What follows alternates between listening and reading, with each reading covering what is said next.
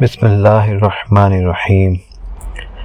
جنگ صفین سے پلٹتے ہوئے حضرت علی رضی اللہ تعالیٰ عنہ نے حضرت امام حسین علیہ السلام کے لیے یہ وصیت نامہ تحریر فرمایا۔ انہوں نے فرمایا،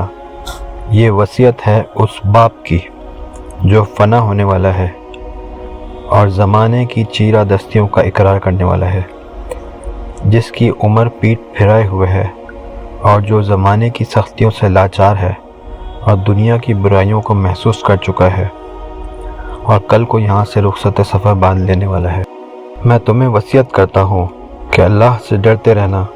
اس کے احکام کی پابندی کرنا اور اس کے ذکر سے قلب کو آباد رکھنا اور اسی کی رسی کو مضبوطی سے تھامے رہنا۔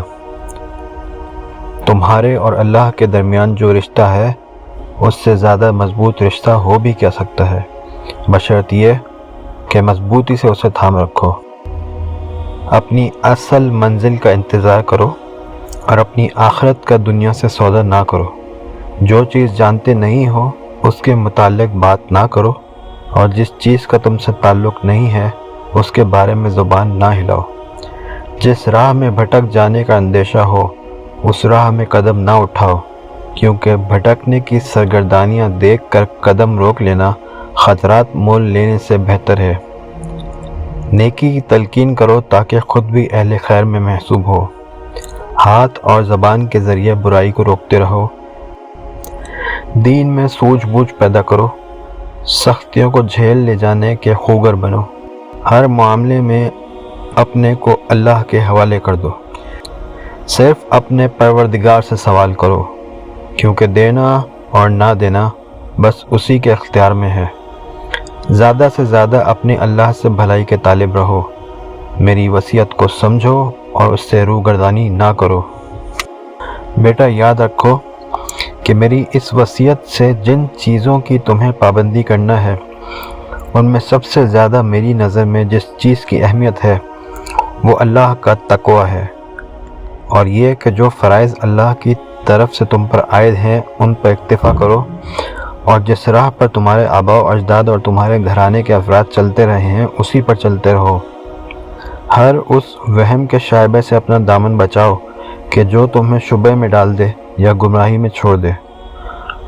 اور جب یہ یقین ہو جائے کہ اب تمہارا دل صاف ہو گیا ہے اور اس میں اثر لینے کی صلاحیت پیدا ہو گئی ہے اور ذہن پورے طور پر یکسوئی کے ساتھ تیار ہے اور تمہارا ذوق و شوق ایک نقطے پر جم گیا ہے، تو پھر ان مسائل پر غور کرو جو میں نے تمہارے سامنے بیان کیے ہیں۔ اے فرزند، میری وصیت کو سمجھو اور یہ یقین رکھو کہ جس کے ہاتھ میں موت ہے اسی کے ہاتھ میں زندگی بھی ہے، اور جو پیدا کرنے والا ہے وہی مارنے والا بھی ہے، اور بہرحال دنیا کا نظام وہی رہے گا جو اللہ نے اس کے لیے مقرر کر دیا ہے۔ اے فرزند،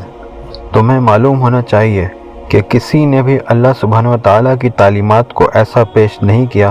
جیسا رسول اللہ صلی اللہ علیہ وسلم نے کیا، لہٰذا ان کو بطیب خاطر اپنا پیشوا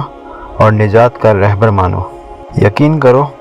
کہ اگر تمہارے پروردگار کا کوئی شریک ہوتا تو اس کے بھی رسول آتے اور اس کی سلطنت و فرما روائی کے بھی آثار دکھائی دیتے اور اس کے افعال و صفات بھی کچھ معلوم ہوتے، مگر وہ ایک اکیلا خدا ہے، جیسا کہ اس نے خود بیان کیا ہے۔ اس کے ملک میں کوئی اس سے ٹکر نہیں لے سکتا۔ وہ ہمیشہ سے ہے اور ہمیشہ رہے گا۔ وہ بغیر کسی نقطہ آغاز کے تمام چیزوں سے پہلے ہے اور بغیر کسی انتہائی حد کے سب چیزوں کے بعد ہے۔ جب تم یہ جان چکے ہو تو پھر عمل کرو۔ یقین رکھو کہ جس کے قبضہ قدرت میں آسمان و زمین کے خزانے ہیں اس نے تمہیں سوال کرنے کی اجازت دے رکھی ہے اور قبول کرنے کا ذمہ لے لیا ہے، اور حکم دیا ہے کہ تم مانگو تاکہ وہ دے، رحم کی درخواست کرو تاکہ وہ رحم کرے۔ اس نے اپنے اور تمہارے درمیان دربان کھڑے نہیں کیے جو تمہیں روکتے ہوں،